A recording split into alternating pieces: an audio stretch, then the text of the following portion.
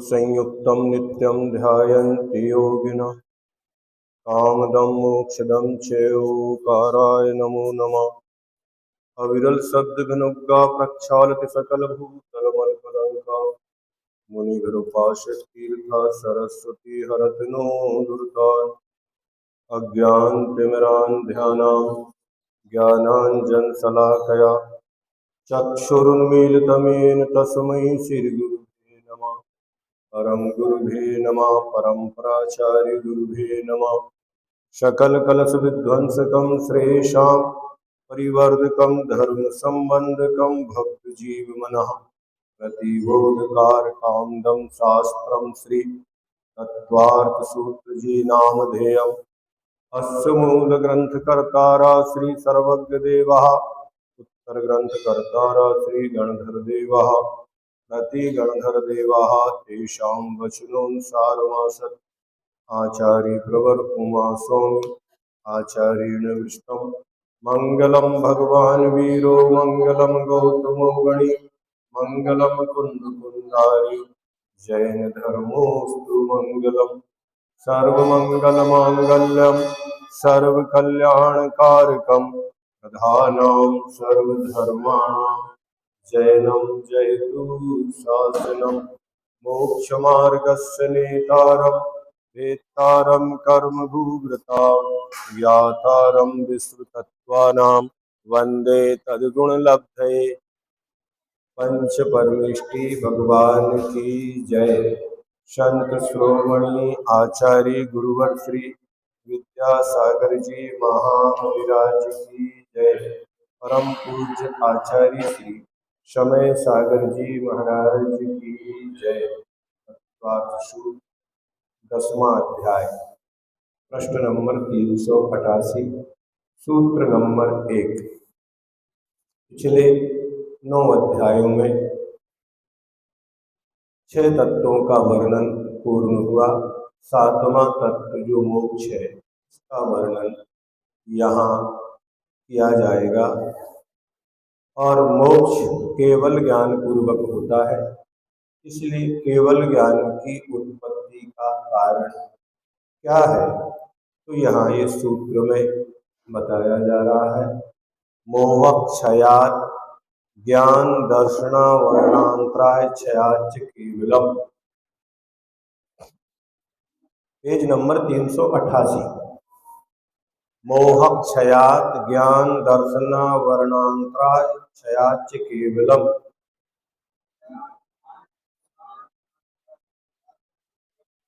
हाँ, मोहिनी कर्म के क्षय होने से,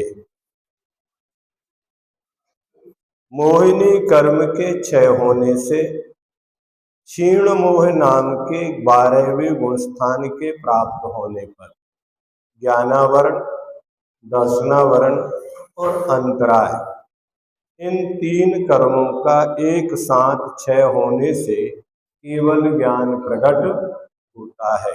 कब होता है? मोहिनी कर्म तो क्षय हो गया, लेकिन अब 12वें गुण स्थान में जब पहुंचेंगे तो वहाँ ज्ञानावरण, दर्शनावरण और अंतराय ये तीनों एक साथ जाएंगे। अकेला ज्ञानावरण चला जाए तो भी बिना अंतराय के अनंत वीर की भी आवश्यकता है और दर्शन भी अनंत चाहिए। इसलिए अनंत दर्शन, अनंत ज्ञान और अनंत वीर ये एक साथ सभी वहां पर प्रकट होंगे। दर्शनावरण भी जाएगा, ज्ञानावरण भी जाएगा और अंतराय भी जाएगा। परमात्मा अर्थात परम विशुद्धि को प्राप्त हुए आत्मा 2 तरह के होते हैं, सकल परमात्मा और जो शरीर सहित परमात्म पद को प्राप्त सकल परमात्मा है। इनका अरहंत, जिन, सर्वज्ञ आदि अनेक संज्ञा है। परमेष्टि, परम ज्योति, विरागो, विमलाकृति, सर्वज्ञो, नादि, मध्यांता, सारवा, शास्तो, फलाल्यति सब पर्यायवाची नाम है, अनेक संज्ञाएं हैं। तथा जिसने अंत में इस शरीर का भी अभाव करके मोक्ष पद यानी सिद्ध दशा को पा लिया है वह निकल परमात्मा है। इसलिए जहाँ सिद्धों का अंत में वर्णन होता है, उन्हें बोलते सिद्धांत ग्रंथ। यहाँ भी सिद्धों का वर्णन कहाँ आ रहा है? सबसे अंत में। मोक्ष का है, सिद्धों का है, इसलिए कथनचित यह ग्रंथ सिद्धांत ग्रंथों में भी माना जाता है। निकल परमात्मा, सकल परमात्मा पूर्वक ही बनते हैं। सकल परमात्मा सर्वज्ञ और सर्वदर्शी हो जाता है, इसी को कैवल्य प्राप्ति कहते हैं। इस कैवल्य प्राप्ति के लिए उसके प्रतिबंधक कर्मों का दूर किया जाना आवश्यक है। वे प्रतिबंधक कर्म 4 हैं। क्या? किसी भी कार्य के लिए साधकतम साधनों का सद्भाव और बाधक कारणों का अभाव होने पर ही कार्य की सिद्धि होती है। साधक कारण कितने भी जुटा लें अपन, किंतु यदि बाधक कारणों का अभाव ना हो तो कार्य की सिद्धि नहीं होती। जैसे अग्नि जलाना, अग्नि के लिए ईंधन है, स्थान है, आपने सब कुछ किया, लेकिन ऊपर से पानी गिर रहा है तो क्या होगा? अग्नि जलेगी नहीं। तो जो प्रतिबंधक कारण है, जिनमें से सर्वप्रथम मोहिनी कर्म का क्षय होता है। सबसे बड़ा कोई प्रतिबंधक है तो वो कौन है? मोहिनी कर्म।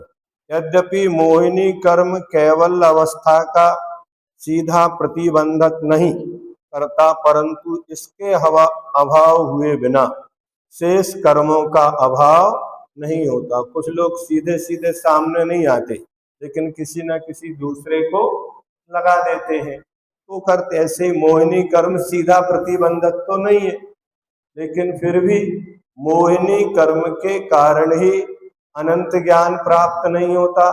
यहाँ तक कि मोहिनी कर्म के कारण ही ज्ञान मिथ्या ज्ञान कहलाता है। क्या? जो मिथ्या ज्ञान संज्ञा किसके कारण है? ज्ञानावरणी कर्म के कारण नहीं।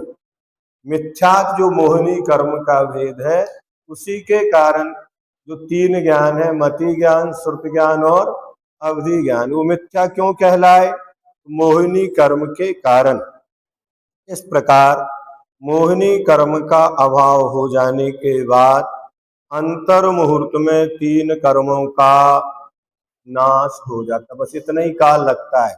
मेन कार्य आपने कर लिया, फिर ध्वजारोहण तो बहुत जल्दी हो जाती है। कलशा चढ़ाने वाले बहुत मिलेंगे, लेकिन नींव भरने वाले कोई नहीं मिलता।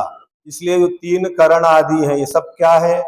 ये नींव भरने के कार्य वहां से प्रारंभ होता है। जब कोई मिथ्या दृष्टि जीव सम्यक्त के अभिमुख होता है, वहां से कार्य प्रारंभ होता है।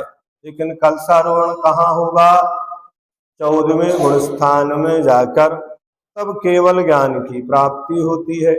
इसी से सूत्र में मोहोक्षयात पद अलग लिखा है।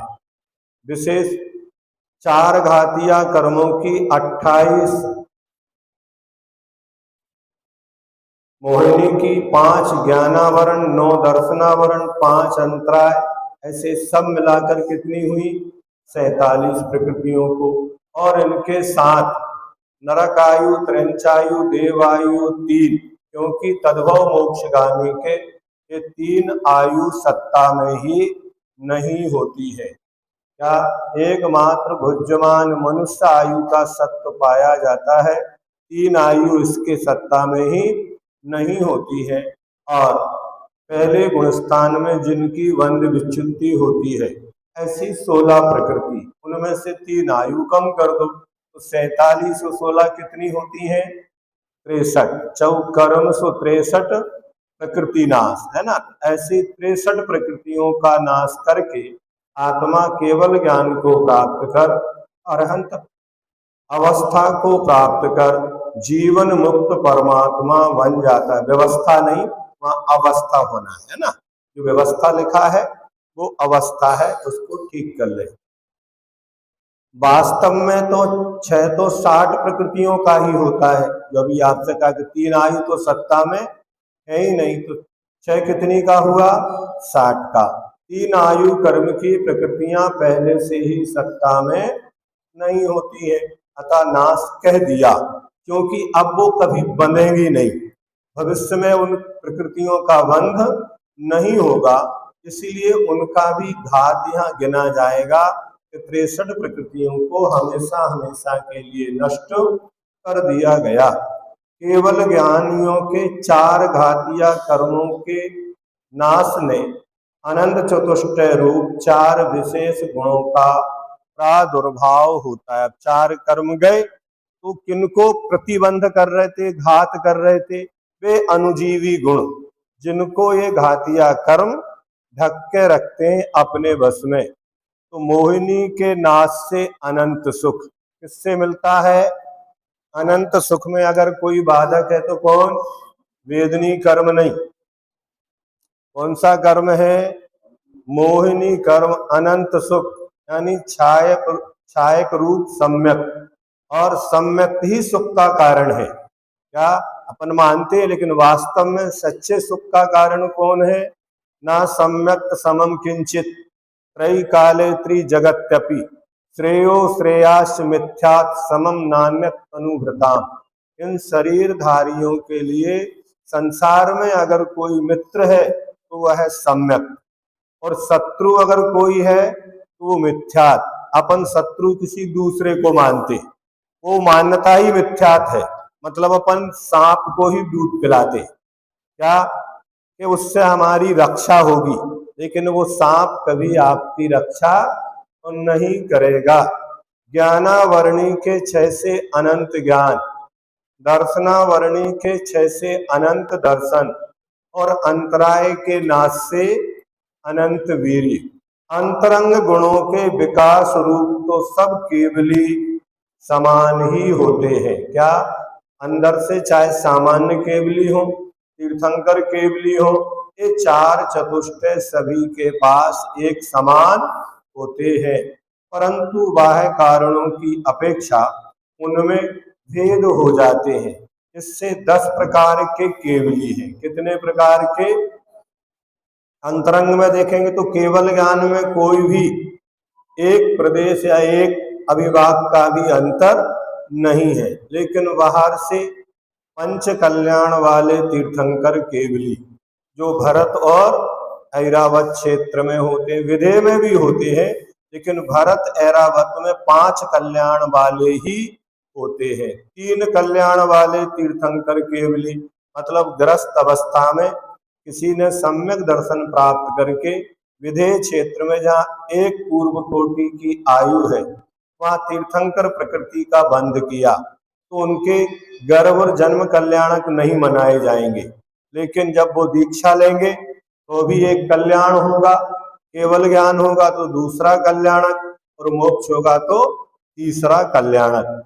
2 कल्याण वाले तीर्थंकर केवली जो मुनि महाराज तीर्थंकर प्रकृति का बंध करते हैं और उसी भाव में उनको उदय में आना है, उनका दीक्षा कल्याणक भी नहीं मनाया जाएगा। कौन सा?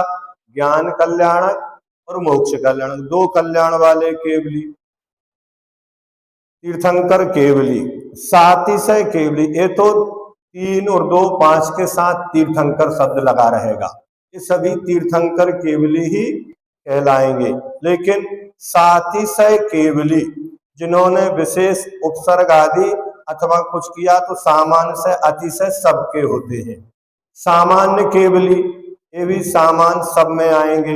उपसर्ग केवली जिनके ऊपर दारुण उपसर्ग हुआ वे उपसर्ग केवली है ना। पार्श्वनाथ भगवान पंचकल्याणक वाले भी हैं तो उपसर्ग वाले केवली भी महावीर, पार्श्वनाथ और सुपार्श्वनाथ, इन 3 पर हुंडाव सर्पणी में।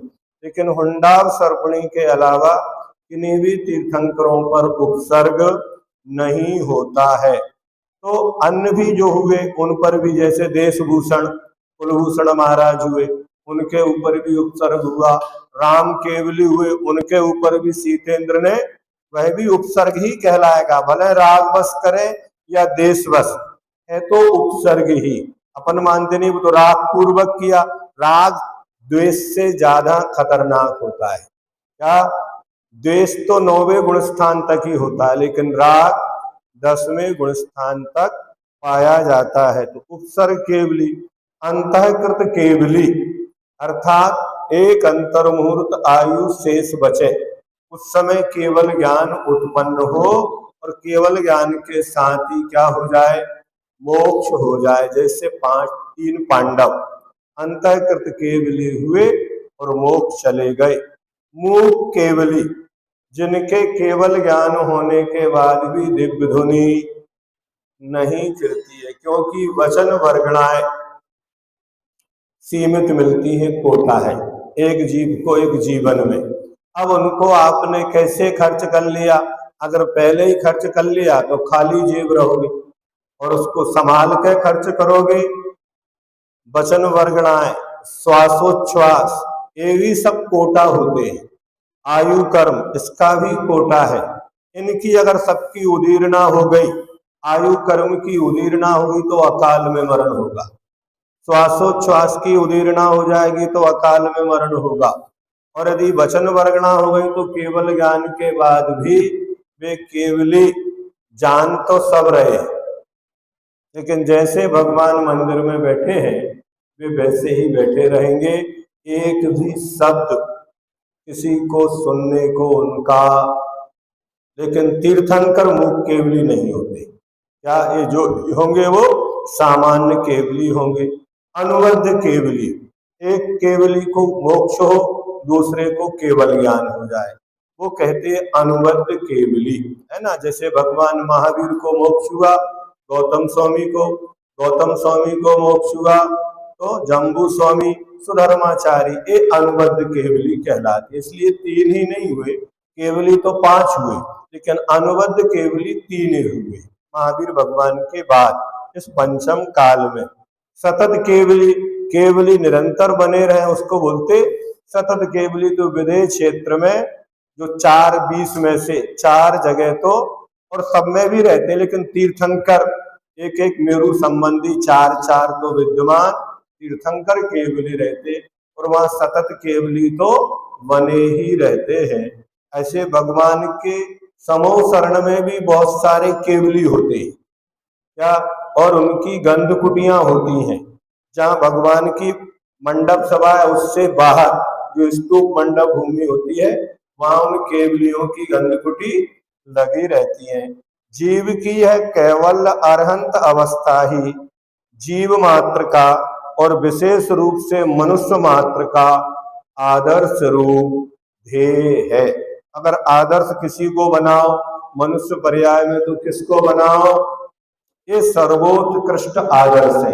इनके अलावा ना कोई आदर्श रूप, बाकी आचार्य उपाध्याय साधु है, लेकिन सर्वोत्कृष्ट आदर्श रूप कोई है तो ये है, ये ही ध्येय है। इन्हीं का ध्यान करना चाहिए, यही साध्य है, इसको प्राप्त करना चाहिए। सम्यक दर्शन प्राप्त करके दर्शन मोह का क्षय करो, और संयम को धारण कर चारित्र मोह का क्षय करके 3 कर्मों का एक साथ क्षय कर कैवल्य प्राप्त होता है। वर्णन करना था मोक्ष का, लेकिन मोक्ष बिना केवल ज्ञान के नहीं होता, तो पहले केवल ज्ञान की चर्चा की गई। अब मोक्ष के कारण और उसका लक्षण, पहले जैसे समिति आदि या संबर आदि के कारण, निर्जरा के कारण लक्षण कहे गए, तो वैसे ही मोक्ष के कारण क्या है, मोक्ष का लक्षण क्या है। बंध हेतु भाव निर्जराभ्याम कृतस्न कर्म विप्र मोक्षौ मोक्षः।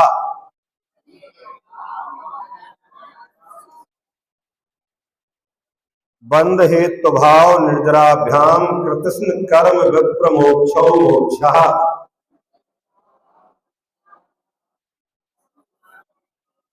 हाँ, बंध के हेतुओं का अभाव होने से, इनका बंध के हेतुओं का, जो बंध के हेतु थे उनका अभाव हो गया, और कृतस्न कर्म, संपूर्ण कर्मों की निर्जरा हो गई, तो फिर क्या होगा, मोक्ष होगा। बंध के कारण कौन है, तो मिथ्यात अवृत्ति प्रमाद कसाय और योग के अभाव से नए कर्मों का अभाव हुआ, और पूर्व में जो बांधे हुए कर्म थे उनकी क्या हो गई, निर्जरा हो जाने से समस्त कर्मों का अत्यंत क्षय, सर्वथा अभाव, मतलब पूर्ण रूप से एक भी कोई शत्रु जो होते हैं उन शत्रु का एक भी व्यक्ति अगर जीवित रह जाए तो पूरे के पूरे वंश को निर्मूल कर सकता है। इसलिए कर्म, कषाय और ऋण, इनका कोई अंश बाकी नहीं रखना चाहिए। 4 का है ऋण, कर्म, कषाय और अग्नि। अग्नि का एक स्फुलिंगा भी पूरे वन को समाप्त कर देता है। ऐसे ही कर्मों का एक भी अगर वंश बचा रहे तो क्या करेगा, पूरे के पूरे साम्राज्य को ध्वस्त कर देता है। मिथ्या दर्शन आदि कारणों का अभाव हो जाने से नए कर्मों का बंद होना रुक जाता है और तप वगैरह के द्वारा पहले बंधे हुए कर्मों की निर्जरा हो जाती है। अतः आत्मा सर्व कर्म बंधनों से छूट जाता है। इसी का नाम मोक्ष है। और जैसे ही मुक्ति होती है किसी को जेल में, तो क्या वो जेल में रहेगा? तत्काल वहां से अगर पक्षी का पिंजड़ा खोल दो तो क्या करता है, भाग जाता है। सो कर्म का अभाव 2 प्रकार से होता है। कुछ कर्म तो ऐसे हैं जिनका अभाव चरम शरीरी के स्वयं हो जाता है। क्या? जो चरम शरीरी है तो उनके नरकायु, त्रैंचायु, देवायु का सत्व चरम शरीरी के नहीं होता है। अतः इन 3 प्रकृतियों का अभाव तो बिना यत्न के ही रहता है। शेष के लिए प्रयत्न करना पड़ता है। तो चौथे, 5वें, 6ठे और 7वें गुण स्थान में से किसी एक गुण स्थान में मोहिनी कर्म की 7 प्रकृतियों का क्षय करके जीव छायक सम्यक दृष्टि बनता है। कहीं भी हो सकता है, चौथे से लेकर 7वें तक, इसके आगे नहीं।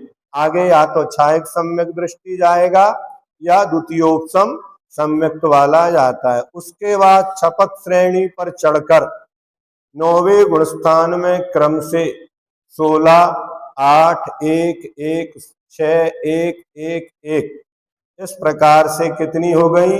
ये 36 प्रकृतियां को नष्ट करके पहले समय में 16 जाएंगी, दूसरे में 8, फिर 1, 1, फिर 6 जाएंगे हास्य आदि, फिर 1, 1 जाएंगे। ऐसे ये 36 प्रकृतियों को नष्ट करके 10वें गुण स्थान में आ जाता है। छपक श्रेणी का वर्णन है, उपसम श्रेणी का नहीं, क्योंकि उपसम श्रेणी वालों को न केवल ज्ञान होता है और न मुक्ति प्राप्त होती है। वहां सूक्ष्म लोभ संजलन को नष्ट करके 12वें गुण स्थान में जा पहुंचता है।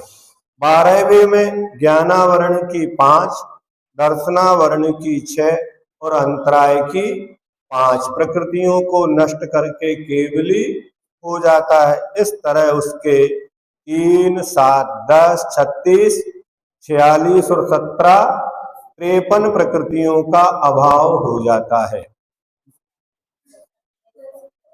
63 है ना, 63 प्रकृतियों का अभाव हो जाता है, जिनमें 47 घाती कर्मों की और 16 अघाती कर्मों की प्रकृतियां हैं।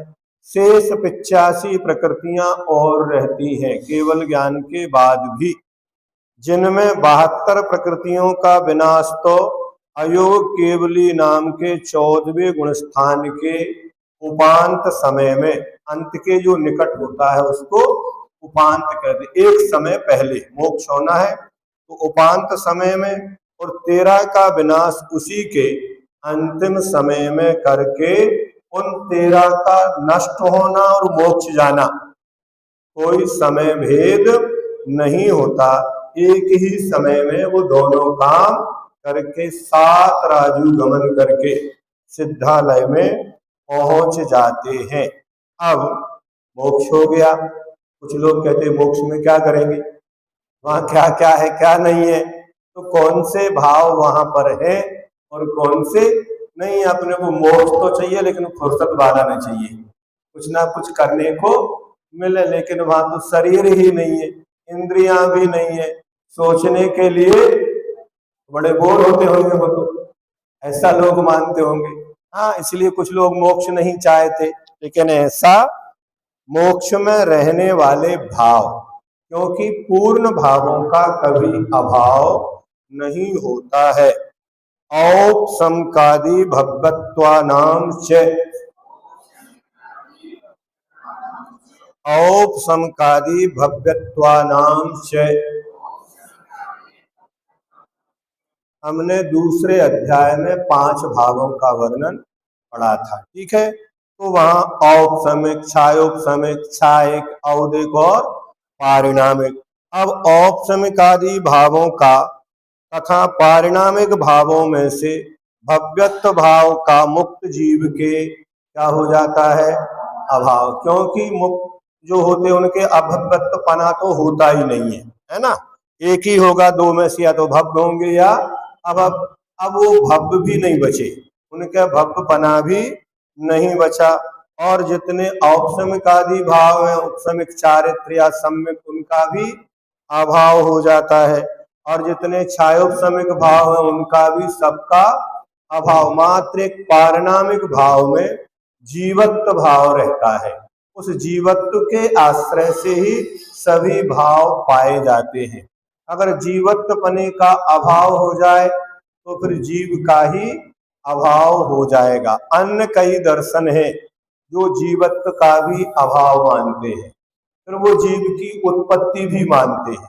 क्या करते हैं, पृथ्वी, जल, अग्नि, वायु और वनस्पति से वो जीव की उत्पत्ति मानते हैं और उनके बिछड़ने से जीव का अभाव। कहते पंच तत्व में विलीन हो गए। पंच तत्व में विलीन क्या हुआ, शरीर के आत्मा, लेकिन अपन भी उनकी संगति में रहने वाले अच्छे अच्छे जैनी भी मिथ्या दृष्टि हो जाते हैं। क्या उसी प्रकार का चिंतन उनका चलता रहता है, लेकिन जीवत्व बने का कभी अभाव।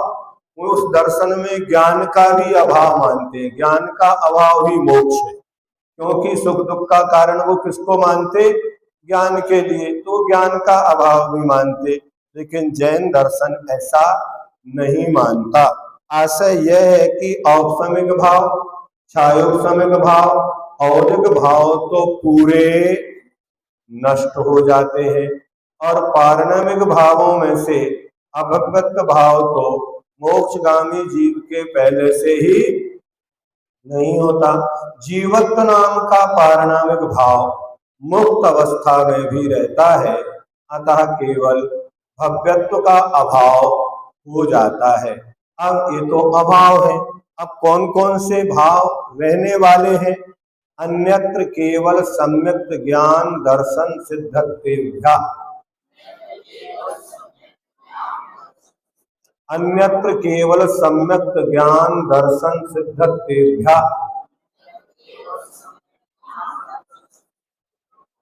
वहां केवल क्षायक सम्यक, केवल ज्ञान, केवल दर्शन और सिद्धत्व को छोड़कर मोक्ष में अन्य भावों का अभाव हो जाता है। जितने भी भाव हैं उन सब भावों का क्या हो जाएगा, मोक्ष अवस्था में क्या क्या छूट जाता है और क्या प्राप्त हो जाता है, यह ख्याल ना हो तो मोक्ष का स्वरूप ही नहीं समझा जा सकता, है ना। तो ऐसे एक कहानी, एक सेठ जी रोज कहते थे कि भगवान हमें मोक्ष मिल जाए। प्रतिदिन उनने अपनी प्रार्थना में मोक्ष के मांग की रट लगा रखी थी। जैसे आप लोग बोलते क्षुधा रोग विनाशनाय, ये रट ही है, बोलते भी नहीं बोलते। और एक दिन नष्ट हो जाए तो इस कहानी को सुनो, क्या होगा तुम्हारा। एक दिन एक व्यंतर देव ने सोचा कि उनकी परीक्षा करनी चाहिए। उसने प्रकट होकर कहा कि चलिए, आपकी भक्ति से प्रसन्न होकर भगवान ने आपको मोक्ष में ले आने को कहा है। चलिए आपको आज मोक्ष में ले चलता हूं। रोज बोलते भगवान उठा ले, लोग बोलते ना, जो वृद्ध हो जाते भगवान, वो बीमार हो तो फिर कहाँ जाते, डॉक्टर के पास, फिर बोलते हैं बचा ले। बार बार बोलते हैं, कई शब्द यदि बार बार रिपीट किए जाते हैं तो उनका फल भी होता है। इसलिए ऐसे अशुभ वचनों को, शब्दों को अनावश्यक, आवश्यक भी नहीं बोलना। जो अनिष्ट हो, समझे ना, विचार भी नहीं लाना मन में, नहीं तो उनका फल मिलता है नियम से। जो हम जैसा चिंतन करते, वचनों से बोलते, हंसी मजाक में भी कहेंगे तो भी उसका फल आपको मिलेगा। चलिए आपको आज मोक्ष में ले चलता हूं, परंतु ऐसे नहीं मिलेगी मोक्ष। आपके कितने लड़के हैं, कितनी फैक्ट्री है, यह बताइए। सेठ ने कहा 7 लड़के और 7 ही फैक्ट्री है। देव ने कहा मैं 8वें दिन आऊंगा, तब आपको मोक्ष ले चलूंगा, आप तैयार रहना। सेठ जी बोले कि इस तरह की क्वालिटी की मोक्ष हमें नहीं चाहिए, कोई दूसरी क्वालिटियां लिखा नहीं। उन्होंने कहा पहले दिन तुम्हारा एक बेटा मरेगा और एक फैक्ट्री समाप्त होगी। 7 दिन में 7 फैक्ट्रियां समाप्त हो जाएंगी और 7 बेटे मर जाएंगे, तब 8वें दिन हम तुम्हें ले चलेंगे। तो सेठ जी बोले ऐसा क्वालिटी का मोक्ष हमें नहीं चाहिए, कोई दूसरी क्वालिटी की मोक्ष हो तो आना, जिसमें यहाँ का सब संयोग भी ना छूटे और मोक्ष भी मिल जाए। भाई मोक्ष में तो जीव अकेला बनने पर ही जाता है, केवल उसके स्वभाव भाव ही शेष रहते हैं, जो उसकी इच्छा, जो उसकी चीज है, बाकी सब कर्मकृत चीजें छूट जाती है। प्रश्न है मुक्त जीव के क्या है? 4 ही भाव शेष रहते हैं, अनंत सुख, अनंत वीर्य आदि भावों का फिर तो अभाव कहलाया नहीं, क्योंकि अनंत वीर्य आदि भाव अनंत ज्ञान और अनंत दर्शन के अविनाभावी है। अर्थात अनंत ज्ञान अनंत दर्शन के साथ अनंत वीर्य होता है। अनंत सुख तो अनंत ज्ञान में यही, ऐसे ही अन्न भी अनंत गुण सिद्धों में होते। 4 गुण तो कहे गए, लेकिन सिद्धों में कितने गुण हैं? अनंत गुण सिद्धों में होते हैं। ये सब अनंत गुण भी एक जीवत्व चेतनत्व गुण के सहभागी अर्थात साथ साथ रहने वाले हैं। मुक्त जीव का कोई आकार नहीं है, अतः उनका अभाव ही समझना चाहिए, क्योंकि जिस वस्तु का आकार नहीं है वो वस्तु भी नहीं है। समाधान, जिस शरीर से जीव मुक्त होता है उस शरीर का जैसा आकार होता है वैसा ही मुक्त जीव का आकार रहता है। यदि जीव का आकार शरीर के आकार के अनुसार ही होता है तो शरीर का अभाव हो जाने पर जीव को समस्त लोकाकाश में फैल जाना चाहिए, क्योंकि उसका स्वाभाविक परिमाण तो लोकाकाश के प्रदेशों के बराबर बतलाया है। केवली समुद्र घाट में फैलता तो फैल जाओ पूरे में, यह आपत्ति ठीक नहीं है, क्योंकि आत्मा के प्रदेशों में संकोच और विस्तार का कारण नाम कर्म था। नाम कर्म के कारण जैसा शरीर मिलता था उसी के अनुसार आत्म प्रदेशों में संकोच और विस्तार होता था। घट कुंभकार के हाथ में जब तक गीला है तब तक उसे छोटा बड़ा बनाया जा सकता है, लेकिन उसका पानी सूख गया फिर उस घट को ना छोटा किया जा सकता है ना बड़ा किया जा सकता है। ऐसे ही जब तक कर्म है तब तक आत्मा के प्रदेशों में छोटा बड़ा होना होता रहता है, लेकिन जैसे ही कर्म गए वो जैसी अवस्था में छोड़ के जाएंगे। अगर 525 धनुष की अवगाहना वाला है तो उसके हिसाब से, और 3.5 की हाथ की अवगाहना में छोड़ेंगे किंचुना, उससे कुछ कम, दोनों से। जहां शरीर तो दिखता है लेकिन सब में आत्मा के प्रवेश नहीं होते, तो जो खाली जगह होती है वो सघन ठोस हो जाती है। जैसे आपके आभूषण होते हैं ना, उन आभूषणों को देखे तो बहुत दिखते हैं, लेकिन उन्हीं को अगर गला के इकट्ठा कर दिया जाए तो एक छोटा सा पीस बन जाता है। तो ऐसे ही आत्मा के प्रदेश सघन हो जाते हैं, बीच में कोई खाली प्रदेश नहीं बचते हैं। यदि कारण का अभाव हो जाने से मुक्त जीव में संकोच विस्तार नहीं होता, तो गमन का भी कोई कारण नहीं होने से मुक्त जीव नीचे को नहीं जाता, वैसे ही ऊपर को भी उसे नहीं जाना चाहिए। क्योंकि प्रश्न इतने पैदा होते हैं, सामने सब बैठे हुए और सबका समाधान करना है। तो इसका समाधान करने के लिए आगे का सूत्र कहते हैं, तदनंतर मूर्धम गच्छत्या लोकांतात्, तदनंतर मूर्धम गच्छत्या लोकांतात्, तदनंतरम ऊर्ध्वम गच्छति लोकांतात्। समस्त कर्मों का क्षय होते ही तुरंत उसी समय वह मुक्त जीव ऊपर की ओर लोक के अंत तक जाता है। सर्वार सिद्धि विमान से 12 योजन ऊपर, 8 योजन मोटी, 1 राजू पूर्व पश्चिम और 7 राजू उत्तर दक्षिण, ईसत प्रागभार नाम की क्या है, 8वीं पृथ्वी है, जिसके अंतिम ऊपरी भाग में बीचों बीच मनुष्य लोक प्रमाण 45 लाख योजन समतल अर्धगोलाकार क्या है, सिद्ध शिला है ना। पहले ईसत प्रागभार पृथ्वी है, फिर ऊपर क्या है, सिद्ध शिला है अर्धगोलाकार। 8वीं पृथ्वी ईसत प्रागभार के ऊपर 2 कोस, 1 कोस और 1575 धनुष के क्रम से 3 बात वलय है। अंतिम बात वलय के 1 कोस से कुछ कम की मोटाई और 45 लाख योजन में अपनी अपनी अंतिम देह से कुछ नून आकार के, अब खड्गासन है तो खड्गासन, पद्मासन है तो पद्मासन के सिद्ध विराजमान है।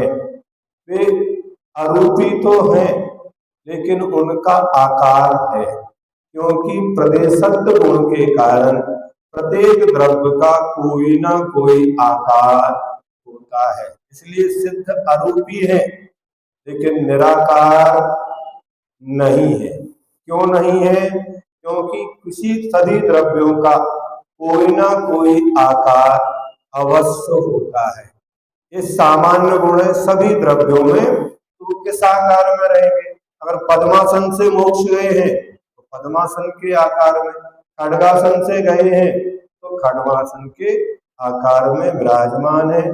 जिन सब के सिर एक सम धरातल में, ऊपर से सबकी ऊंचाई वो दिखेंगे नहीं, आपको बुरा लगेगा, सिमेट्री नहीं जमेगी आपकी, है ना। ऊपर से तो बराबर और नीचे कम ज्यादा है, तो वो दिखते नहीं है, अरूपी हो गए वहां जाकर।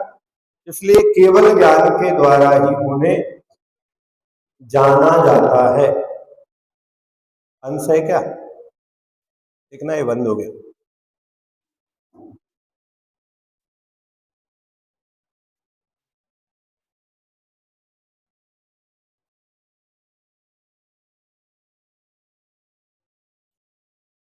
वे सब अधर अंतरिक्ष में स्थित हैं।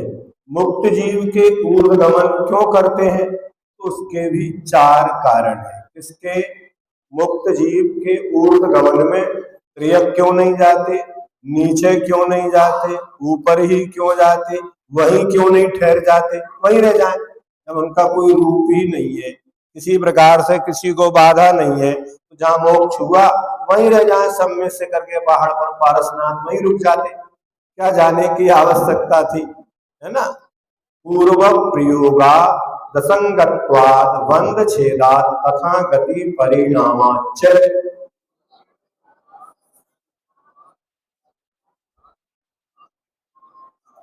पूर्व प्रयोग से, अनादि काल से ये जीव एक ही भावना रखता है, मैं कब कर्मों से छूटूं। ऐसे कोई जेल में जाना नहीं चाहता और पहुंच जाए तो पहले दिन से ये भावना रखता है कि इस कारागृह से मेरी मुक्ति कब होगी। तो ऐसे ही ये जीव अनंत काल से संसार शरीर और भोगों से मुक्त होना चाहता है। ये पूर्व प्रयोग। असंगत्वात् संग रहित होने से, बंध छेदात् बंध का नाश होने से, तथा गति परिणामाच गति परिणाम अर्थात ऊर्ध्वगमन स्वभाव होने से मुक्त जीव ऊपर को ही जाता है। पूर्व प्रयोग से अर्थ पहले किया हुआ मोक्ष के लिए पुरुषार्थ है। एक भाव में कोई मुक्त नहीं बनते, बहुत विरले जीव मिलेंगे।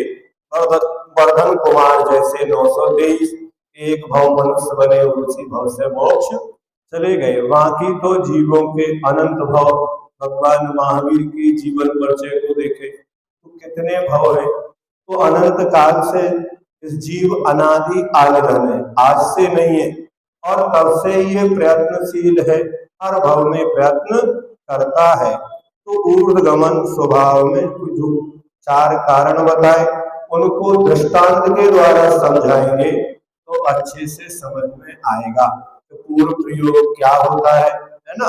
आज तो बहुत सारे साधन है, उस समय आचार्यों के सामने जो थे उनने वही बता दिए। आज अपने पास तो अपन देखेंगे ना, गाड़ी अपन ने चालू की और बंद कर दो तो न्यूट्रल में 1-8 किलोमीटर तो अच्छी स्पीड में तो चली जाती है। तो किसके बल पे गई वो? पूर्व प्रयोगात, है ना। ऐसा होता कि नहीं होता?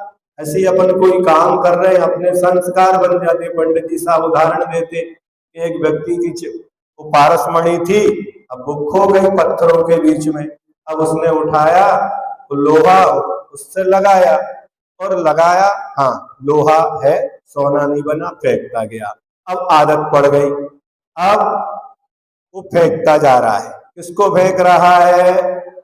अंत में उसने पारस पत्थर को भी पूर्व प्रयोगात फेंकने की आदत पड़ गई। ऐसे ही अपनी आदत पड़ी हुई है, अपने जीवन समय को पंचेंद्रियों में डालने की अनादि काल के संस्कार है। आविद कुलाल चक्रवत व्यपगत लेवा लंबु बदेरंड बीज बदग्नि सिखावच्च।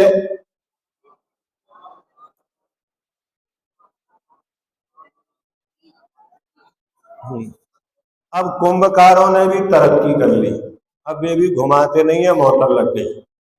क्या मशीन चलाने वाले टेलर ने भी तरक्की कर ली, अब वो भी मोटर लगाते हैं। लेकिन उस समय ऐसा नहीं था, उस चाक को लकड़ी के द्वारा घुमाया जाता था।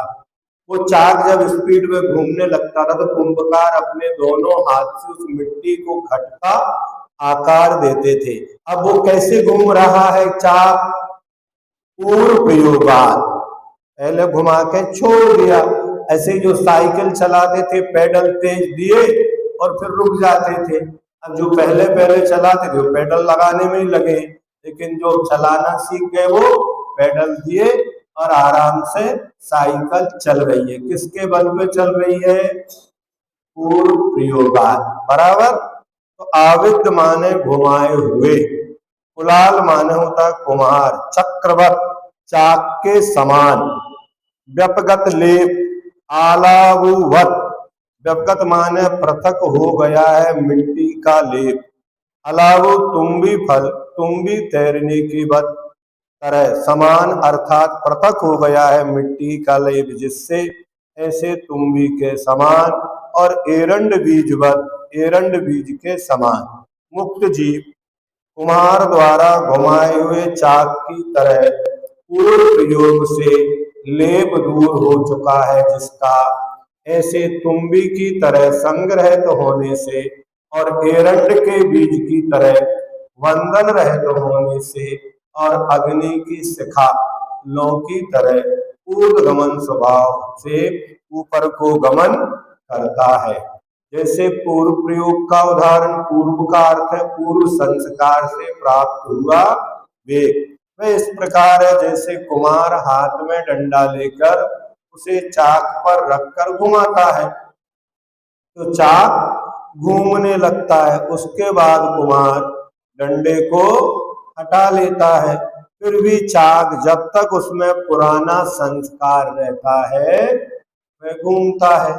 इसी तरह संसारी जीव मुक्ति की प्राप्ति के लिए बार बार प्रयत्न करता है। जब नरकों में जाता है वहां भावना भाता, जब गर्भ में जाता वहां भावना भाता कि कब यहाँ से मुक्ति मिले, लेकिन जैसे ही यहाँ आता है सब भूल जाता है कि कब मुक्ति गमन हो। मुक्त हो जाने पर यह भावना और प्रयत्न नहीं रहा, फिर भी पुराने संस्कार वश जीव मुक्ति की ओर अब कोई इच्छा नहीं है। केवल ज्ञान होने के बाद न विहार की इच्छा है न ऊर्ध्वगमन की इच्छा है, लेकिन अपने आप ही ये सब चलता है। असंग का उदाहरण, जैसे मिट्टी के भार से लदी हुई तुम्बी जल में डूबी रहती है, किंतु मिट्टी का भार दूर होते ही जल के ऊपर आ जाती है। वैसे ही कर्म के भार से लदा हुआ जीव कर्म के बस होकर संसार में डूबा रहता है। जैसे कोई व्यक्ति जीवित है तो उसके भार से मुर्दा पानी में डूबा रहता है, और जैसे ही जीव निकल गया उसका भार कम हो गया तो ऊपर आ जाता है। आता कि नहीं आता? जिंदा आदमी डूबता है, तुम्हारा आदमी होता कि नहीं होता? मतलब आत्मा का इतना वजन तो है कि वो शरीर को पानी में डुबा देती है, क्योंकि वो श्वास लेता है और श्वास लेने से पानी अंदर जाता है, और वहां श्वासोच्छ्वास की प्रक्रिया बंद हो गई तो जैसे ही प्राण निकलते हैं वो मुर्दा ऊपर आ जाता है। बंद छेद का उदाहरण, जैसे एरंड का वृक्ष का सूखा फल जब चटकता है तब वह बंधन से छूट जाने से उसका बीज कहाँ जाता है? ऊपर जाता है। वैसे ही मनुष्य आदि भवों में ले जाने वाले गति नाम जाति नाम आदि समस्त कर्मंद के कट जाने पर मुक्त होते ही आत्मा कहाँ जाता है? ऊर्ध्वगमन स्वभाव, जैसे वायु के न होने पर दीपक की लौ ऊपर को ही जाती है, वैसे ही मुक्त जीव भी अनेक गतियों में ले जाने वाले कर्मों के अभाव में ऊपर को ही जाता है। क्योंकि जैसे अग्नि का स्वभाव ऊपर ऊपर को जाने का है, वैसे ही जीव का स्वभाव भी क्या है? सामान्य से देखो ना, कोई आएगा ना, हर आदमी ऊपर ही बैठना चाहता है, नीचे तो कोई बैठना, सब कहाँ बैठना चाहते हैं? मंच पर ही सबको जगह चाहिए, फिर नीचे कौन बैठेगा?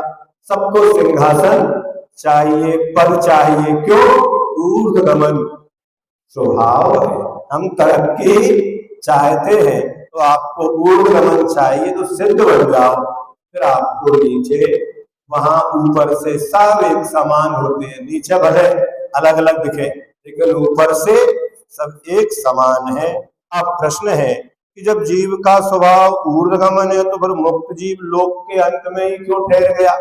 ऐसा भी दर्शन है, वो मानता है कि जितने भी सिद्ध हुए हैं वे अभी भी चल रहे हैं, क्योंकि आकाश अनंत है। कितना है? अनंत काल तक भी चलते रहे तो आकाश का कभी अंत नहीं होगा, ऐसा वो मानते हैं। दर्शन है उनका, चल ही रहे। जितने भी मुक्त हुए वे अभी आकाश में चले जा रहे हैं, चल रहे हैं। तो उनके कथन का निषेध करने के लिए आगे कहते हैं, मुक्त जीव के लोकाग्र से आगे ना जाने का कारण धर्मास्ति काया अभावात्, धर्म द्रव्य का अभाव होने से। क्योंकि जीव और पुद्गल की गति किसके कारण होती है? धर्म द्रव्य के। आगे धर्म द्रव्य का अभाव है। रेल कहाँ तक जाएगी? जहां तक पटरी है।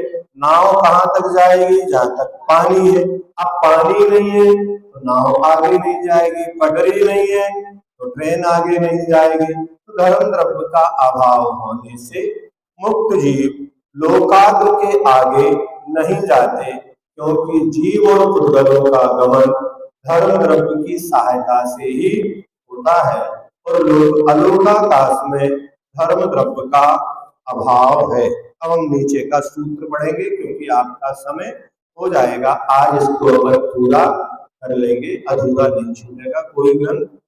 सिद्धों में परस्पर भेद किस कारण है? अब सिद्ध बन गए, ऊर्ध्वगमन स्वभाव हो गया, टिक गए, तो सब में परस्पर कोई भेद तो नहीं होना चाहिए, तो निश्चय से सिद्धों में कोई भेद नहीं होता, लेकिन भूतपूर्व प्रज्ञापन्न की अपेक्षा उन सिद्धों में कुछ भेद यहाँ बता रहे हैं।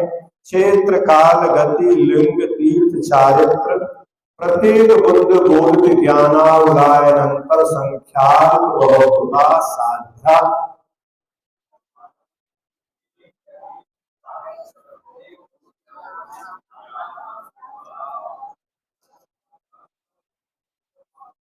सिद्धों में क्षेत्र काल गति लिंग तीर्थ चारित्र प्रत्येक बुद्ध और बोधित बुद्ध ज्ञान अवगाहना अनंत संख्या और अल्प बहुत इन 12 कारणों की अपेक्षा से भेद साधने योग्य या जानने योग्य है। क्या क्षेत्र में क्या लेना? क्षेत्र में इस बात का विचार किया जाता है कि मुक्त जीव की मुक्ति किस क्षेत्र से हुई, विधेय से हुई, भरत से हुई, ऐरावत से हुई, सम्मेय शिखर से, पावापुर से, कहाँ से हुई? प्रत्युत्पन्न की अपेक्षा तो सिद्धों के सिद्ध होने का स्थान एक ही सिद्ध क्षेत्र अर्थात सिद्धि क्षेत्र आत्म प्रदेश या आकाश प्रदेश, जहां थे वो वहीं से गए। भूतनय की दृष्टि से उनसे सिद्ध होने का स्थान जन्म की अपेक्षा 15 कर्म भूमि और सहरण की अपेक्षा पूरा मनुष्य लोक 45 लाख योजन में सब जगह सिद्ध क्षेत्र है। क्या वैसे 15 कर्म भूमि में ही होगा, लेकिन अगर कोई उनका अपहरण कर ले और कहीं ले जाए तो फिर 2.5 द्वीप में और 2 समुद्रों में कहीं पर भी ले जाओ, सब जगह से मुक्ति हो जाती है। संहरण माने अपहरण, है ना। कोई देव आदि है, पूर्व बैर है उनका, तो बैर के कारण वो उठा के ले गए, लवण समुद्र में डाल दिया, तो वहीं से मोक्ष हो जाएगा। जैसे एक महाराज का आता है, अपन पढ़ते हैं, संजय अंत स्वामी, उनका अपहरण करके ले आए थे, ऐसा होता है। वहीं केवल ज्ञान हो गया और वहीं से अंतःकृत केवली होकर मोक्ष चले गए। इसलिए 45 लाख योजन में एक सुई के नोक बराबर भी जगह नहीं है जहां सिद्ध ना हो। क्या घनत्व कहां से रेखा? तो विधेय से, फिर भरत ऐरावत से, समझे ना। लेकिन बाकी जगह में खाली है क्या? नहीं, सभी जगह जो मनुष्य क्षेत्र है, जितने बड़ा सिद्ध क्षेत्र है, सब में सिद्ध है। काल की अपेक्षा है, विचार किया जाता है किस काल में मुक्ति हुई, तो प्रत्युत्पन्न की अपेक्षा तो एक समय में ही मुक्ति होती है। भूतनय की दृष्टि से जन्म अपेक्षा तीसरे काल के अंत में अथवा चतुर्थ काल में उत्पन्न होने वाले सिद्ध होते हैं। तीसरे काल में भी, चौथे में भी और 5वें में भी मोक्ष चले जाते हैं। लेकिन कोई चौथे काल में उत्पन्न हुआ और भोग भूमि में डाल दिया, वहां पहले ही काल चल रहा है, और मान लो यहाँ छठा काल है, यहाँ डाल दिया, तो यहाँ से भी मोक्ष चले जाएंगे। तो सभी क्षेत्रों से होती और सभी कालों में मुक्ति होगी। लेकिन जन्म कहाँ होगा? तो तीसरे और चौथे काल में, ना। पंचम काल में जन्म होने वाले को मुक्ति नहीं होगी, तो 2 ही हुई। लेकिन पंचम काल में मुक्ति कब हुई? क्योंकि वो चौथे काल में उत्पन्न हो गए थे। तो ऐसे होते हैं, चौथे काल के उत्पन्न चौथे में भी और 5वें में भी सिद्ध होते हैं। उपसर्ग में हरण की अपेक्षा सब कालों में सिद्ध होते हैं, क्योंकि कुछ अलग व्यवस्था, एक सामान्य कथन होता है, एक विशेष कथन होता है। जैसे अभी 5वां काल चल रहा है, इस सामान्य कथन है। जब विशेष कथन निकालेंगे तो इसमें 6 काल मिलेंगे। क्या? तो 6 काल, जैसे उत्तम भोग भूमि प्रथम काल, मध्यम भोग भूमि द्वितीय काल, जघन्य भोग भूमि तृतीय काल, और यहाँ भरत ऐरावत में फिर चतुर्थ काल, पंचम काल। और मिलेच्छ खंडों में कौन सा काल चलेगा? तो पंचम काल ही रहेगा, अथवा छठा काल भी वहां हो सकता है। ऐसा जो व्यवस्थाएं यहाँ है, ऐसे परिणमन वहां होते हैं। अगर यहाँ छठे काल की व्यवस्था है तो वहां भी ऐसी व्यवस्थाएं हो जाती है। गति में यह विचार किया जाता है किस गति से मुक्ति हुई। अब यहाँ छठा काल है, विधेय में चौथा काल है, वहां से उठाया किसी ने यहाँ डाल दिया। तो विधेय की अपेक्षा तो कब उत्पन्न हुए? चौथे काल में। लेकिन यहाँ मोक्ष गए, यहाँ कौन सा काल है? छठवां काल है, पांचवा काल है, तो सब काल कहलाएंगे। प्रत्युत्पन्न की अपेक्षा सिद्ध गति में ही सिद्ध होते हैं। भूत नैगम्य की अपेक्षा अनंतर गति अर्थात बिना अंतर की जिससे सिद्ध हुए वह गति मनुष्य गति ही होती है। एकांतर गति मोक्ष होने वाले मनुष्य गति से पहली गति चारों ही गति है, अर्थात जीव चारों गतियों से ही मनुष्य गति प्राप्त कर सकते हो, वहां से मोक्ष चले जाते हैं। इसलिए तीर्थंकरों के वर्णनों में उनका पूर्व भव के वर्णन होते हैं। उसमें पूर्व भव के गुरु कौन थे, माता पिता कौन थे, नगर कौन थे, उनका भी वर्णन आता है। लिंग में विचार किया जाता है किस लिंग से मुक्ति हुई, तो प्रत्युत्पन्न की अपेक्षा तो वेद रहित अवस्था में ही मुक्ति, क्योंकि वेद 9वें गुण स्थान में है, आगे वेद का सद्भाव नहीं होता है। और भूत प्रज्ञापन्न की अपेक्षा तीनों ही भाव वेदों से मुक्ति होती है, किंतु द्रव्य से पुल्लिंग ही होना चाहिए, अथवा प्रत्युत्पन्न से निर्ग्रंथ लिंग से ही मुक्ति मिलती है।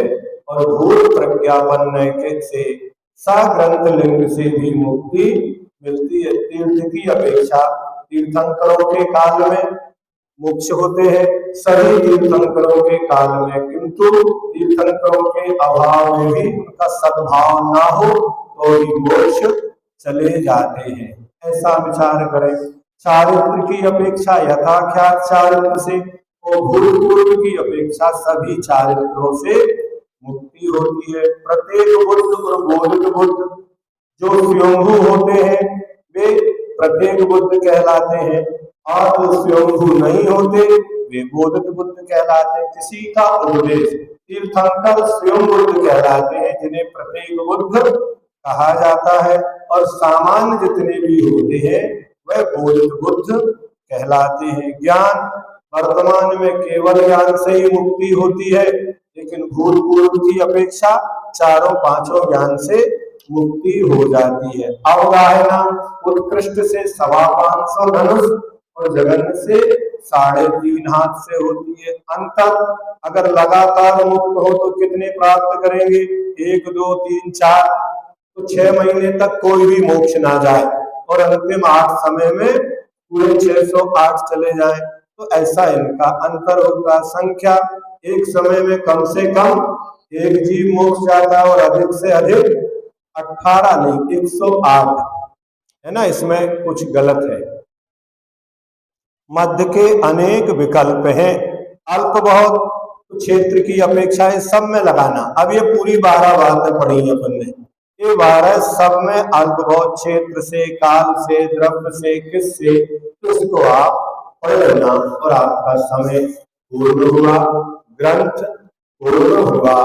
अल्प समय में आज इसको संक्षेप में किया है, क्योंकि आगे 3 दिन तक यह महाराज जी का कार्यक्रम है। अपन कोई नया ग्रंथ, यदि सुधा सागर जी महाराज जी यहाँ आएंगे तो क्लास बंद है ना, फिर उनका ही लाभ लेना, और यदि वो दूसरे क्षेत्र में जाएंगे तो अपन अपनी अनुकूलता देख के आगे कार्य करेंगे। बाकी किसी को यदि ज्वाइन करना हो तो रात्रि में 8 से 9 की कक्षा हमारे आश्रम में चलेगी, आप वहां आ सकते हैं। आपको बैठ के पढ़ना है, ऑनलाइन पढ़ना है तो आप ऑनलाइन भी अटेंड कर सकते हैं। इसी तत्वार्थ सूत्र के ऊपर कारिका विज्ञानमती माता जी ने तत्वार्थ मंजूषा नाम का ग्रंथ लिखा है। 11वां सूत्र पढ़ा जाएगा। 21 दिन में 10 सूत्र पढ़े हैं। कितने? 21 दिन में कितने सूत्र पढ़े हैं? 10, और उन 10 के 30 वीडियो, तो 21 के कितने? 65 वीडियो तैयार है। क्या एक एक के 3-3 बना के हमने तैयार किए हैं। आपको जैसे करना हो स्वाध्याय जरूर करना। 9 बार नमोकार।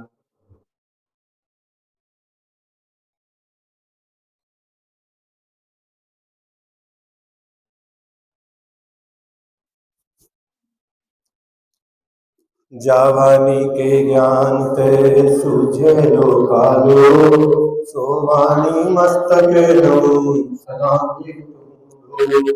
ए जनवाणी भारती कोई जपो दिन रे, जो तेरी शरणा गए सो पावे सच्चे। देव भजो हरहंत को गुर सेवा निर्ग्रंथ, दया धर्म पालो सदा